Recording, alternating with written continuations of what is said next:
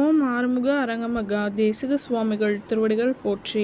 தவத்திரு குருநாதர் ஆசியால் அகத்தியர் சன்மார்க்க சங்கம் தூத்துக்குடி கிளை சங்கத்தின் சார்பாக 26/6/2026 தூத்துக்குடி தெப்பக்குளம் மாரியம்மன் கோவில் வளாகம் மற்றும் அரசு மருத்துவமனை வளாகத்தில் பசித்தோர் சுமார் 500 நபர்களுக்கு சாம்பார் சாதம் சிறப்பாக வழங்கப்பட்டது.